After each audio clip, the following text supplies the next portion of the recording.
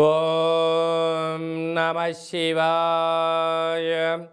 ఓం నమో నారాయణాయ. ఓం శ్రీ స్వర్ణాకర్షణ కాల భైరవాయ నమో నమః. ఓం శ్రీ నరదృష్టి నివారణ కాల భైరవాయ నమో నమః. ఓం కాళకాలాయ విద్మహే కాళాతీతాయ ధీమహి తన్నో శ్రీ స్వర్ణాకర్షణ కాళ భైరవ ప్రచోదయాతు.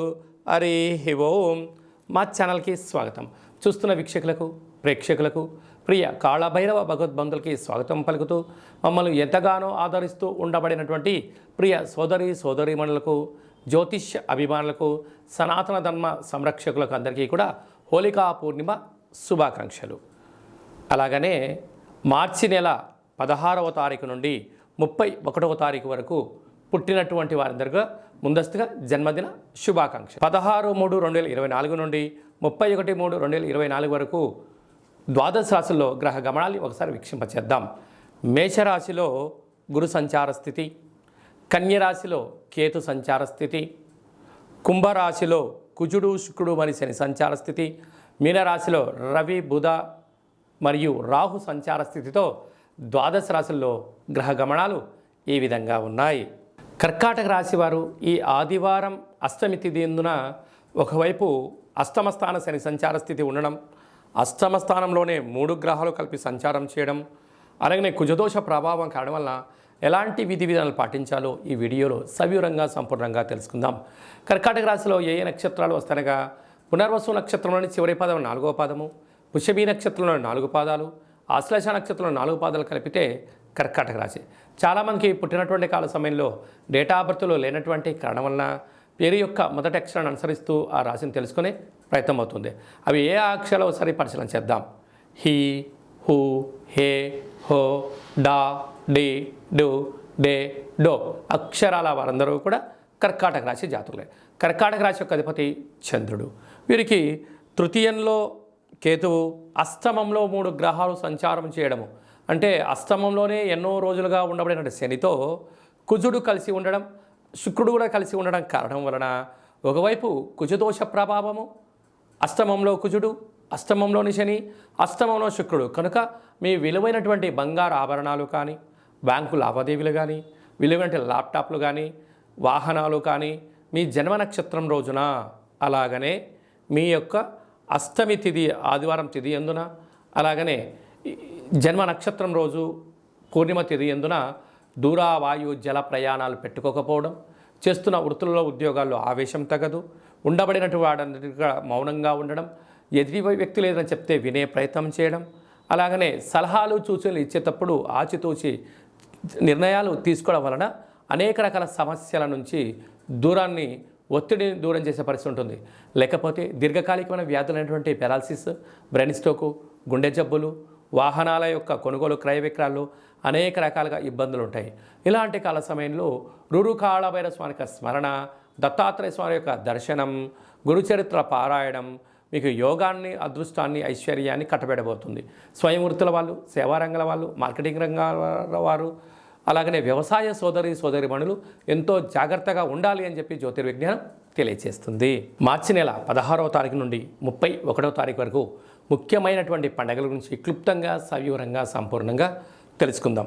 17/3/2024 పాల్గొన మాస కృష్ణపక్ష బహుళ అష్టమి మృగశిర నక్షత్ర సందర్భంగా కాళభైరవ స్వామి యొక్క పూజ చాలా యోగదాయకం.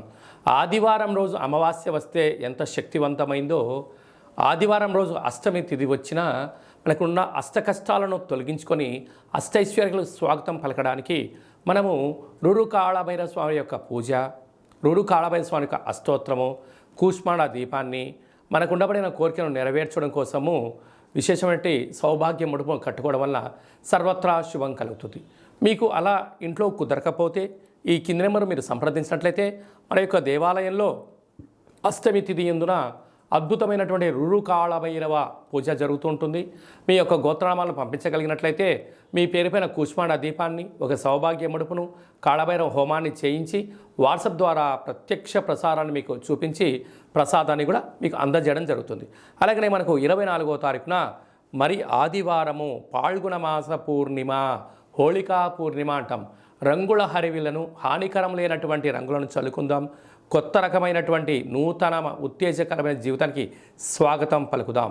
కనుక ఈ తెలుగు సంవత్సరానికి చివరి పూర్ణిమ అవడం వలన వీలైనంత వరకు ఇంట్లో శ్రీ రమా సహిత సత్యనారాయణ స్వామి యొక్క వ్రతాన్ని కానీ, దత్తాత్రేయ స్వామి యొక్క దర్శనం కానీ, వీలైనంత వరకు శివుడికి రుద్రాభిషేకం చేసుకోవడం వలన సకల శుభం కలుగుతుందని చెప్పి గమనించాలి.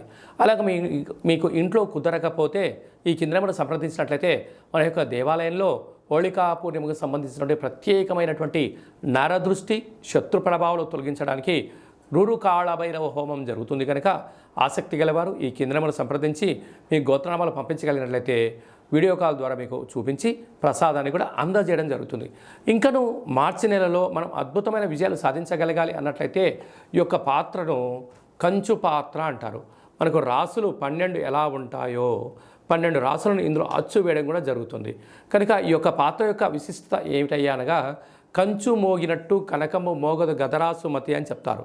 అలాగా ఈ యొక్క కంచు పాత్రను ప్రతిరోజు ఉదయం మనం ఇంట్లో స్నానం చేసి పూజ చేసుకున్న తర్వాత అగరబత్తులు వెలిగించిన తర్వాత ఒక్కసారి ఈ యొక్క కర సహాయం చేత ఇలా కొట్టినట్టయితే ఓంకార శబ్దం రావడం జరుగుతుంటుంది. ఈ యొక్క ఓంకార శబ్ద ధ్వని ద్వారా అద్భుతమైన శక్తిని సంపాదించవచ్చు. ఎలా వస్తారో గమనిద్దాం.